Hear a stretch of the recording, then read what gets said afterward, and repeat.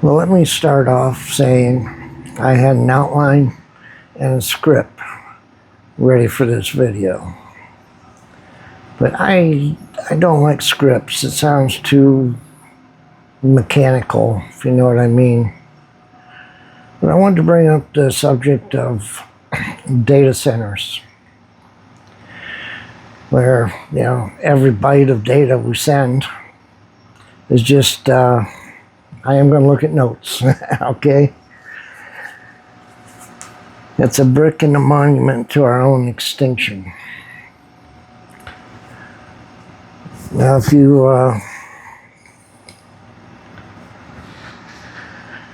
look at it, we've had an explosive expansion, these data centers. We've also had all the townspeople go to the town hall meetings, city council meetings, whatever they want to call them. And they all say no. They talk their piece against them. They sign petitions against them. Some of them really get carried away about it.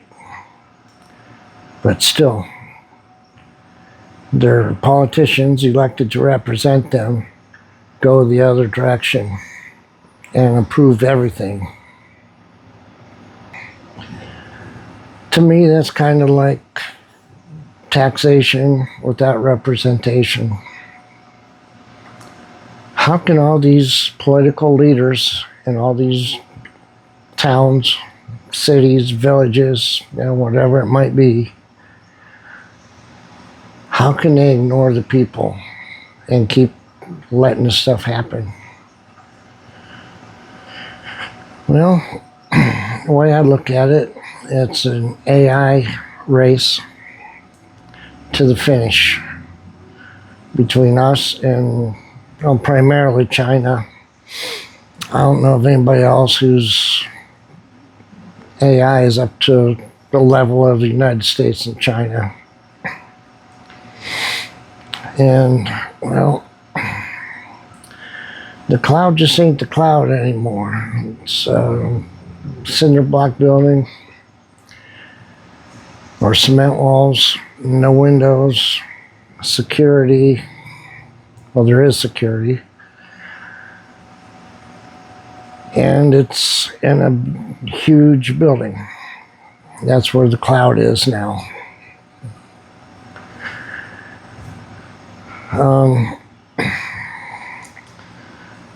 We are taking up a lot of space, like the old smaller data centers or the companies that always had their server room in the back and, things of that nature.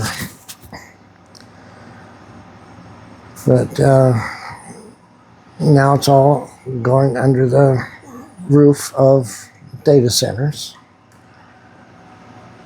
They say they're going to be using millions of gallons of water per day to keep things cool. And the water, I think it's just going to burn off as a vapor. So we'll eventually get it back as rainfall. But will it be clean? I don't know. You would think it'd be clean after going through evaporation and saturation and letting go. But I didn't look up that part of it, and I'm not smart enough to know that much about it. And they also use a lot of energy. Electricity, they're on the gigawatt scales. One saving grace I've heard is some of these places are building their own nuclear reactor to run it. I think that'd be the best way.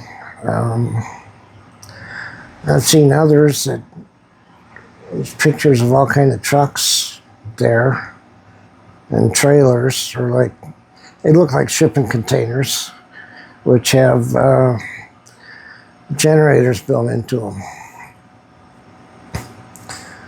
So if that's true, the price of diesel is going to stay up.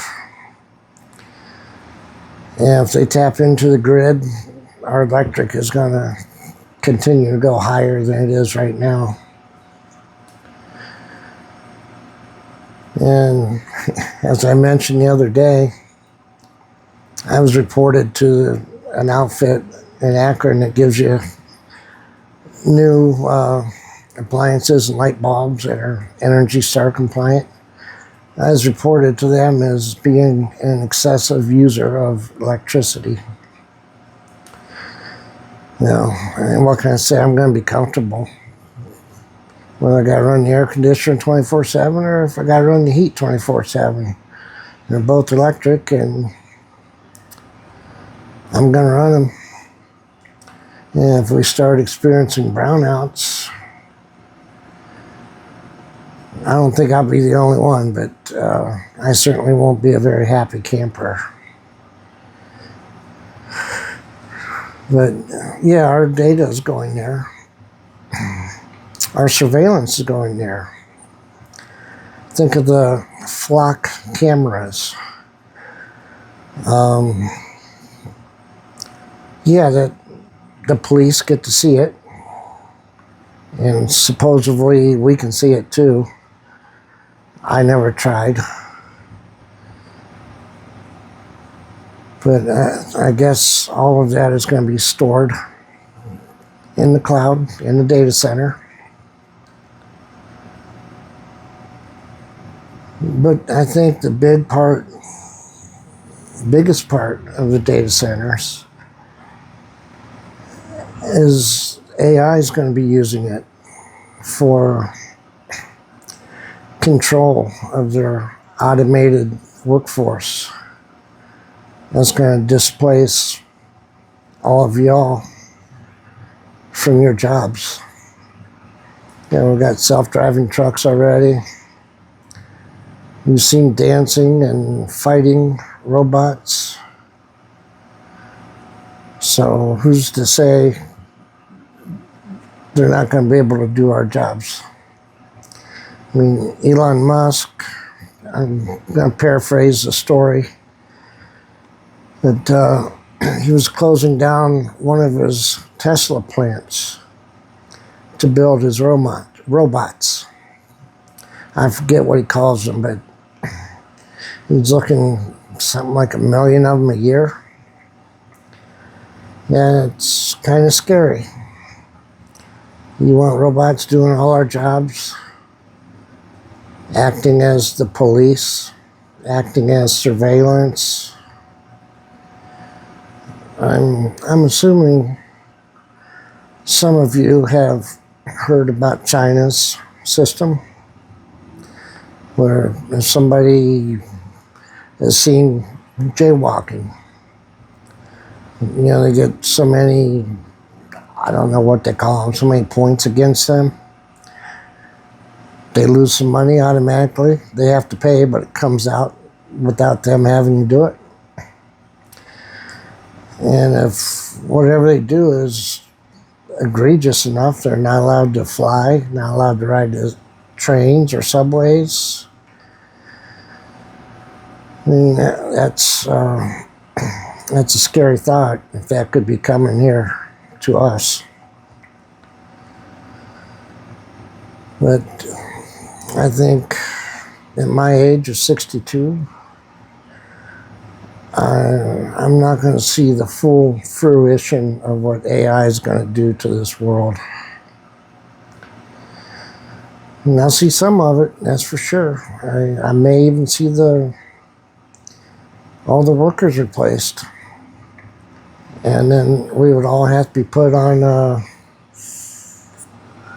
what do they call it, basic income, where the government will give us a check every month.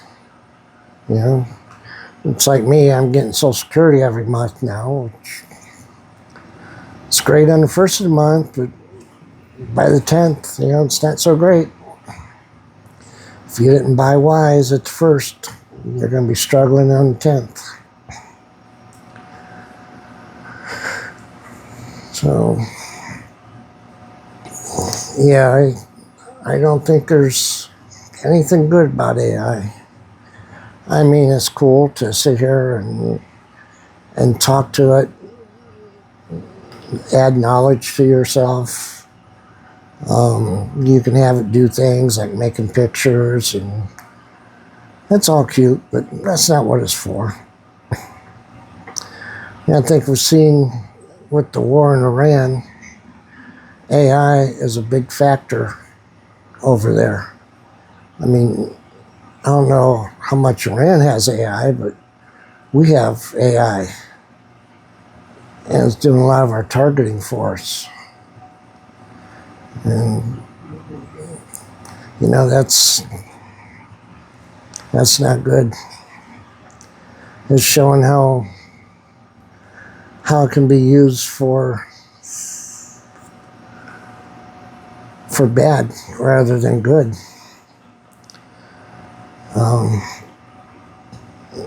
Yeah, it's definitely not for our good. It's going to enslave humanity at one point or another.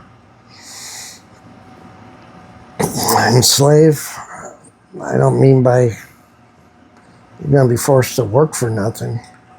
I just mean you're going to be enslaved to live in these 15-minute cities, if you've heard of them, and to be indoors at certain times, outdoors at certain times.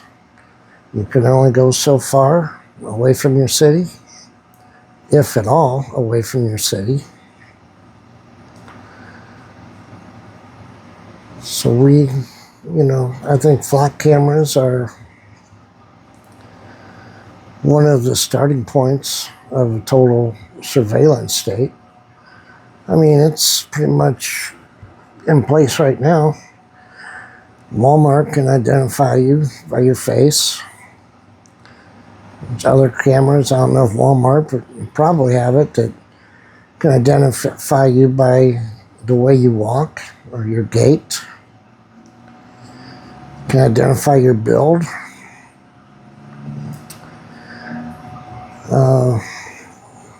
We got cameras nearly every red light. I know I look out the window and I see a camera out there and I see a radar dish out there. Not sure what the dish is for, but AI tells me it's for communications with emergency vehicles, so you can control the lights to let them through faster, without being a hazard to traffic. So I suggest you smile every time you stop at a light, because you're on candid camera. Yep. And I've heard crime stories about these flock cameras. Once they get a lock on what kind of vehicle a criminal has, they can track that criminal. I mean, as long as they got all their flocks up there and working, they can track them from here to Timbuktu. There's no bullshit about that. And I know people are out there damaging flock cameras or cutting down their posts, which, I'll give you kudos for that, but it's not going to solve any major problems. We're still going to be in a surveillance state, with whether you knock them down or not, because they'll probably put them right back up the very next day, because they love their flock cameras. I think the best thing to do about those cameras, let's see how easy they are to hack into. Like I said, I've heard they're easy to hack into, but I've never tried it. I think I've only got one flock camera from within a mile of where I live. So I looked it up on DFlock, Hackers.com. So they just haven't reached here yet. They will. They're going to be all over the place. So we should see how they are to hack into, and then not just look at what they're seeing. We've got to find a way to make them malfunction or burn up or something. Not encouraging anybody to do so, but I kind of think that's what needs to be done. They need to be fried, if you know what I mean. I mean, if you can hack into one and see the pictures it's taken, no big deal. The cops do that too. Plus every other hacker right now. But I think they need to, I don't know, drop a virus or some kind of code that is just gonna self-implode itself. That way, I mean, hackers, they use, I don't know what they use. I don't know any hackers. I'm not a hacker. But I imagine they jump around using servers from multiple different cities, multiple different states, multiple different countries. So it'd be hard to track them if this was possible. I'm speaking hypothetically because I don't know if it's possible to destroy one remotely or not. But I think that's a lot better than cutting them down. Because I think somebody in North Canton cut one down and they got caught. So, I mean,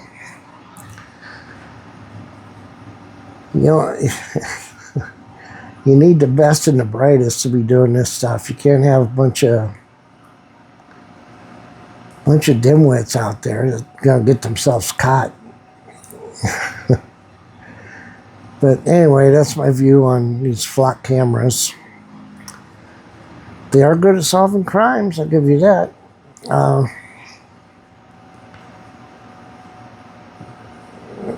You know, I mean, if you can catch a murderer or a rapist or even just a thief, I think that's good. But I think overall, it violates our Fourth Amendment, the right to privacy of person, homes, things, etc.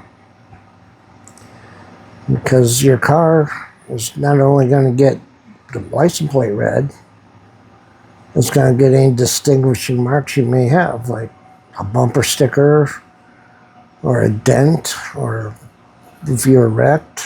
You know, that's all being recorded, and we'll be able to match it up again if it sees your car again. You know, data centers, I think we can all go out there and talk till we're blue in the face. And this is above our level. This is above city government level. It's above state level. This is, I don't know if, I'm going to say the Trump administration is involved or not. I don't know, but it's definitely up in those levels. Maybe even invisible big state guys. They have to win the AI race so the nation survives. They're not going to survive if China beats them. And I can see we have a few thousand data centers already. I think I've heard maybe around 10,000 or something like that. In the next 3 years, there's going to be another 10,000 or something. I'm just pulling numbers out of the air, but I know they're not far off.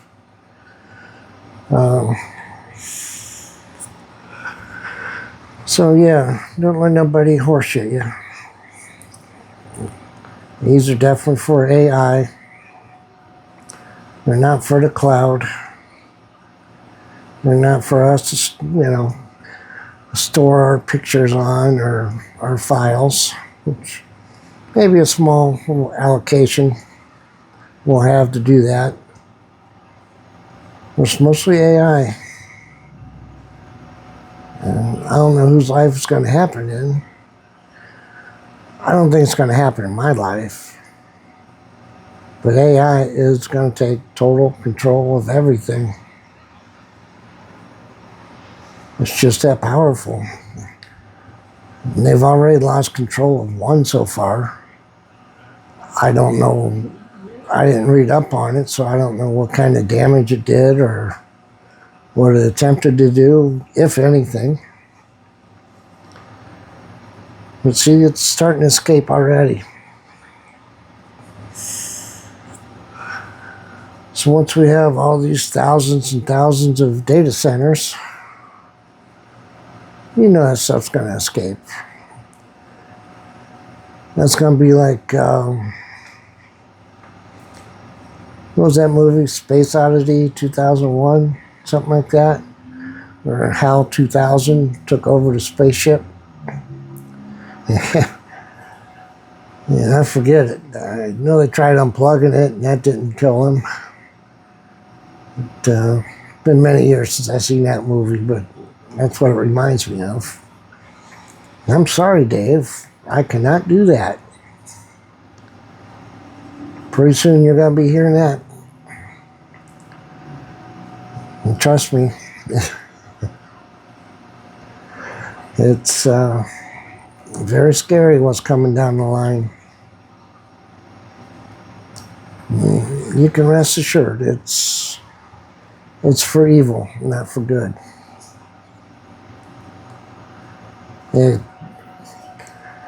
For those Christians out there listening to me, it could pose itself as the Antichrist. All it needs is a robot that looks like a man, and then AI would run it and do all the things the Antichrist is supposed to do. Which, involves the sign of the beast or the mark of the beast to be on your right hand or your head. And so if you need the mark to buy or sell, it's going to have to be a very robust system to control that. So I think AI fits the bill pretty good on that one. People are predicting maybe the Prince of Saudi Arabia is going to be the Antichrist, or they don't think it's going to be an Arab guy, which, the way things are going now, it just might be. But it just might be an Arab guy, a robot dressed up like a Arab guy, with the brown skin, black hair, and all that stuff. But I think that covers most of what I was planning to talk about. Just so you know, I looked at my notes very little. I prefer just to wing it off the top of my head. Mistakes or not, ain't nobody's taking my word as gospel, but you can take this away. Let's be careful. Be very careful with AI. Be very careful around those flock cameras and any cameras. You know, I'd like to find, I think they have them out, perhaps like a baseball cap that shines some kind of ultraviolet light over your face that disturbs the facial recognition cameras. You know, but still they got your gait, so I don't know how to defeat that stuff. Not that I'm an intentional criminal. I'm not. I'm in no shape to do something like that, but I would like to hide from the system, to be honest with you. So I don't like the system keeping track of me. Even though I'm recording this video on the very device, it knows where I'm at every minute of every day, every second of every day. It's being reported, my location. So I might have to look into one of those privacy phones. I think Elon Musk is making one. It's called Tesla. What else? A Tesla phone. And I think they're supposed to be $199. You're not going to have all this Google stuff on them. As far as privacy, I'm not certain how private it's going to be, but you know, without Google stuff, it will be more private than what we're using now. So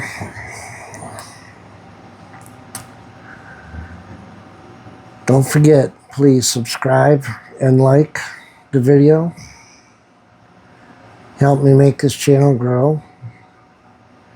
I mean, I think we're starting to take off. I don't want to make that sound too optimistic, but we're getting some views, more than I thought.